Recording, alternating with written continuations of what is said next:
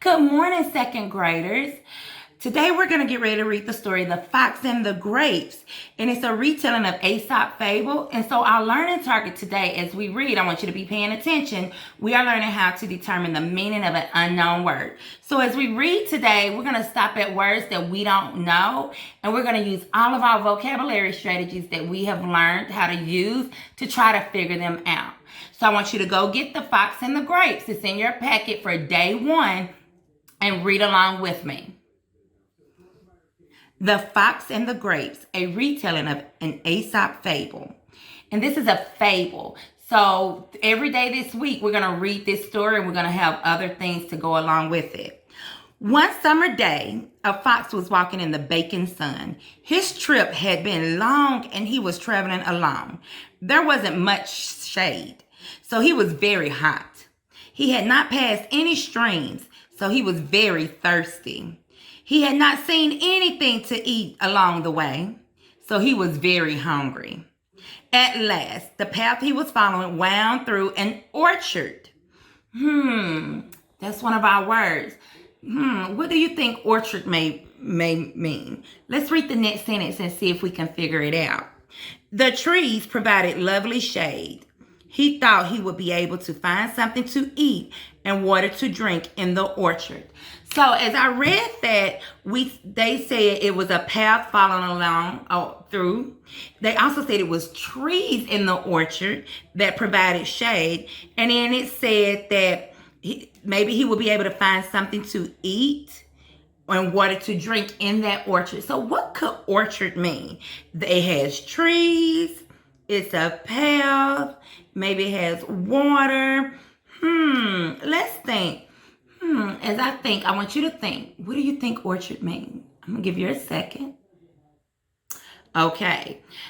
So orchard means a piece of land planted with fruit trees. So does that make sense? That makes sense. That he's following, as last, the path he was following wound through a piece of land planted with fruit trees. Or an orchard. That makes sense in the sentence. Remember, we always go back to see if it makes sense. But when he reached the orchard, he saw that most of it had been picked clean. But then he spied something purple near the end of the orchard. What do you think spied mean? Let's see. But then he spied something purple near the end of the orchard. Spied. Let's think. Let me read the next sentence.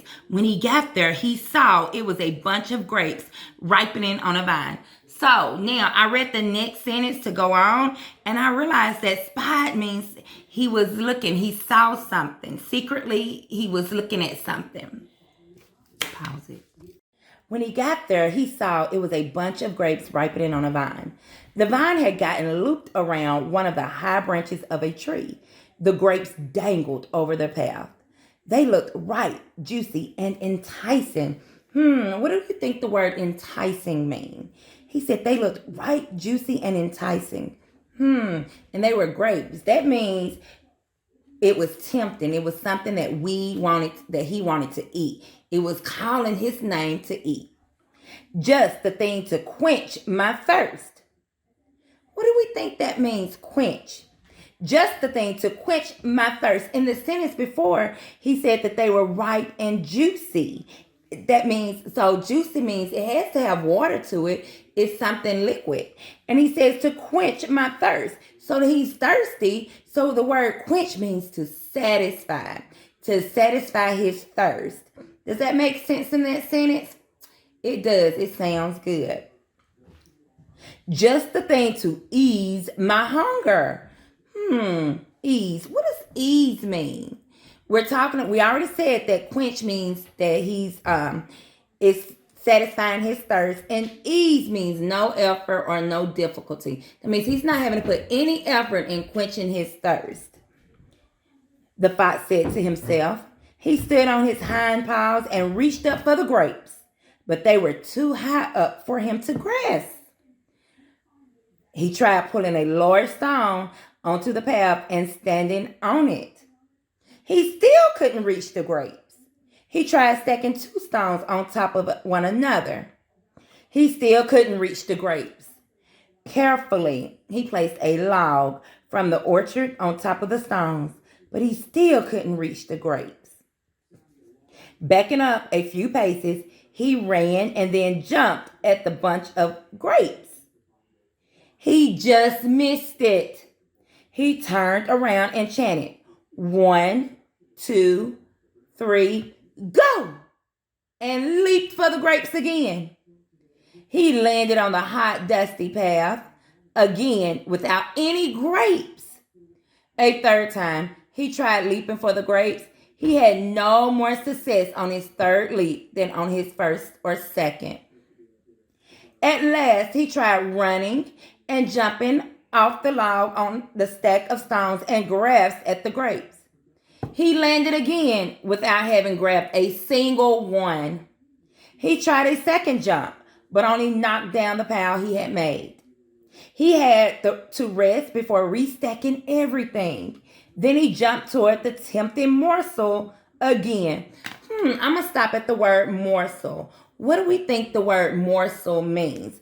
Let's see. Then he jumped toward the tempting morsel again. Morsel. We are talking about grapes. We know that. So what do you think morsel means? He's trying to grab the grapes. So he jumped toward the tempting morsel. Could morsel be a grape that he's talking about? Let's read it. Then he jumped toward the tempting grape again.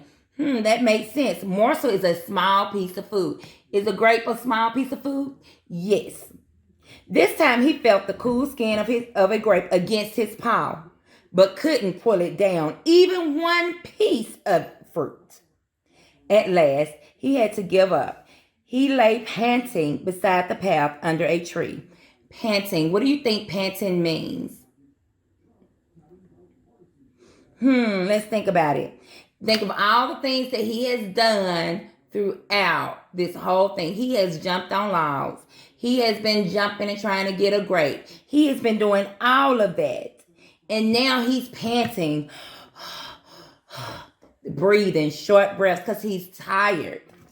Beside the path under a tree. When he had caught his breath, he got up and looked angrily at the grapes. Then he walked away with his nose in the air, saying, I am sure those grapes are sour anyway. So today we read the story, The Fox and the Grapes, by a fable by Aesop. So now what we're going to do is, we've talked about the vocabulary words that we didn't know, and we was able to read and find out the ending to the vocabulary words. So now what I want us to do, stop it. Okay, so we read the story and we went over words that we didn't know. Now it's time for me to teach you how to do your word work. And so you have a chart like this. And it has story and stories. And this is talking about singular and plural. And remember, singular means one and plural means more than one. For example, she read a book. Book is singular. That means she only read one. She read some books. Books means more than one. So now we're going to talk about having words that end in Y. And we want to make them plural. And so remember, when you have a word that ends in Y, you drop the Y and add IES. And so you have this, and then we have this chart that have these words on here. I'm not going to read the words to you because I want you to use what we've already learned to decode every word on here. So the word that I'm going to do, I'm taking one of the words, and this is bunny. When I say bunny, is that singular or plural? I know it ends in a Y. So should I put it in the Y singular column or the plural column? I'm going to put it in the singular column. So you cut them, and then I'm going to take my glue, and it goes here. Now I want to go from one bunny to more than one bunny. I can't say more than one bunny. What is the word that I'm looking for? Bunnies. Do I just add an S to that? No, remember, because it ends in Y, I have to drop the Y and add an IES. And here it is, bunnies. Get ready. So here we go. So now, I have bunny, bunnies. So now what I'm going to do is I'm going to let you go. And I want you to finish this. Take the words that's on here and finish adding them to the chart. And when you get done, if you can think of any more words throughout the day that ends in Y and you want to make it plural, I just want you to write them out at the bottom. And when you turn in your packet on Monday, I want to see them extra words that ended in Y, that ended in IES. Have a good day.